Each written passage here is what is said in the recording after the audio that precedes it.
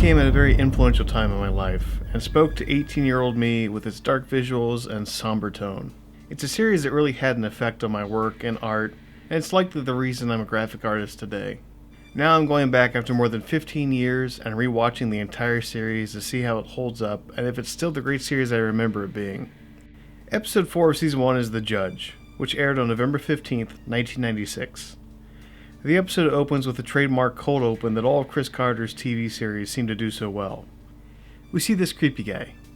Hey, isn't it the lawyer from 13 Ghosts? You know, the guy that got split in half? Anyway, he's watching this even creepier guy eat horrible bowling alley food. The guy from 13 Ghosts gets a beer and a tuna salad sandwich. That's something I would not recommend ordering in a bowling alley. In the parking lot, he waits for the guy he was stalking to come out, and he hits him with a bowling ball. Well, if who was probably going to kill him anyway. Then nice old lady Annie Tisman gets an unexpected package. You sign here? I haven't ordered anything. Are you sure it's from me? I wonder what it could be. Oh, it's the tongue. This week's quote is from Moby Dick by Herman Melville. Frank Black is called into the case and meets up with Bob Bletcher at the crime scene. Oh, that's okay, Connolly. It's Frank Black. Damn right, it's Frank Black. Frank gets some cool flashes of the killer cutting out the guy's tongue. And Bletcher tells him this isn't the first time they've had body parts sent to unsuspecting people. Over the last 4 years, we've had human fingers, partial hand, sent to 3 individuals locally. No discernible reason why these people were chosen, and no connection between any of them. The body parts were removed while the victim was still alive, so the question is, where are the bodies? Cheryl Andrews, played by the always great CCH Pounder, does an autopsy on the tongue, and they determine this man was dead when it was removed. I believe this tongue was removed after death. The great John Hawkes is an ex-con fresh out of prison named Bardell. He's visited by a weird guy who trolls the bartender. What can I get you? Rain without, rain within. Glass of water. Really? He convinces Bardell to work for him and his higher purpose. You're a lawyer, right? No, Mr. Bardell, I'm not. I'm a judge. Because the judge's previous helper killed the guy from the opening before cutting out his tongue, he needs to be replaced by Bardell. Nice hood. Then these 2 women with really bad hair and fashion sense find a body in the woods. Don't panic, but there's a person there. What? There's a dead person. Frank's wife, Catherine, decides to matter in this episode by filling in some blanks for Frank and tells him that the woman's husband that received the tongue was falsely accused by a cop and was murdered in prison. Thanks. Frank comes to the autopsy of the body found in the woods, which turns out to be the missing tongue guy. He's a former cop named John Millen, who was the one who falsely accused Annie Tisman's husband, and thus is indirectly responsible for his murder in prison. Frank is more interested in another body in the morgue, however, that was found dead in the train yard. They do a DNA test and find out that he is the dead cop's killer. That's 500 years ago, you would have been burned as a witch. Nothing I do is magic, Bob. But Frank knows there's more to this, and even though the killer is dead, this won't stop. Oh, boy. Frank, you know, sometimes if it quacks, it really is a duck. The judge, meanwhile, sends Bardell on his next job, and the judge explains why the hood is important.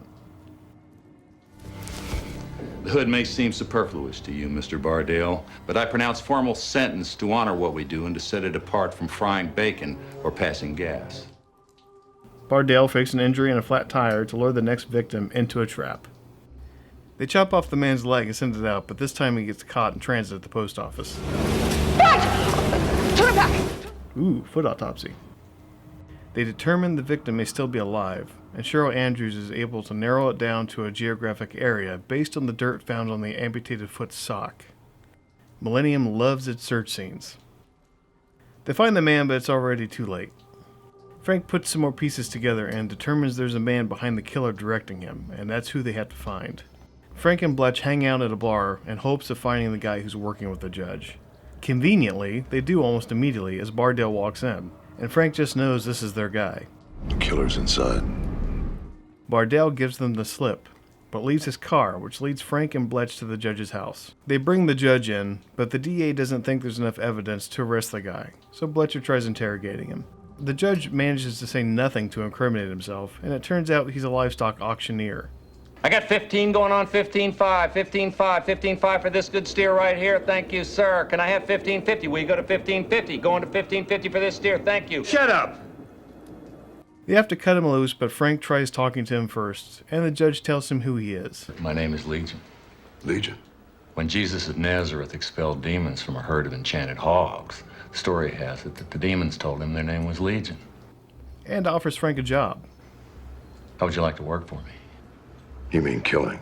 The judge is fulfilling some type of twisted right-wing concept of justice by way of revenge. The retired cop whose tongue was removed sent an innocent man to jail. The man whose leg was removed kicked an old woman down a flight of stairs for the insurance money. By sending these body parts out to the murdered men's victims, the judge is in a very sick way trying to fix what the criminal justice system failed to do. A concept that was still pretty in vogue in the 1990s.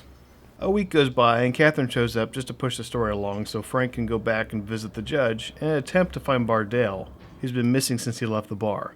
Bletcher tells Frank he has to go it alone since the judge has sued the city for harassment. Frank finds a note on the judge's door apologizing for missing him, but Frank sneaks in the house anyway because we gotta wrap this up.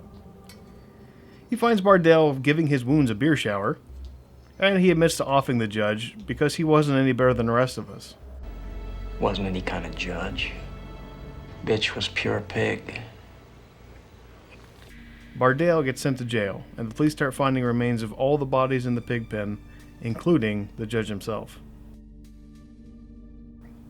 This was the 4th episode of the series, and looking back on it today, it's clear that the formula of the serial killer of the week was already having some growing pains. As Todd Vanderwolf of the AV Club points out, the problem with Millennium's formula stems from the fact that we're always shown what the killer is doing. So when Frank puts the pieces together, we're never learning anything we haven't already watched the killer do. But, as the show went on, it did break out of this, and by the 2nd season, it became very different. The Judge was written by Ted Mann, who cut his teeth on episodes of Miami Vice and The Wise Guy. He wrote some good episodes during this season of Millennium, including one of my favorites, Powers, Principalities, Thrones, and Dominions, and the season finale, Paper Dove. He later would go on to write for Deadwood and the TV series Crash. The Judge was directed by Randall Zisk, who has a prolific list of TV directing credits, from Lois and Clark all the way to modern hits like The Blacklist and Revenge. This was, however, his only contribution to Millennium. This episode starts a recurring theme of evil offering Frank protection for himself and his family. The Judge has delusions of being the devil and makes this offer, but Frank gives it as much credence as any of us would. The episode is noteworthy for appearances of some great actors. CCH Pounder makes her first appearance as group member Cheryl Andrews, a character that would go on to make appearances throughout the series. Oscar nominee John Hawkes plays Bardale, and Marshall Bill turns in a memorable performance as the Judge. Of course, we all know him best as Quado from Total Recall. The Judge isn't a great episode, but it's clear that the show is still finding its feet at this point in its development. Although it could be argued that it was doing that throughout its entire run, since the show changed so dramatically from year to year. Thanks for watching, and stay tuned for the next episode of the Millennium Re-watch. Until then, this is who we are.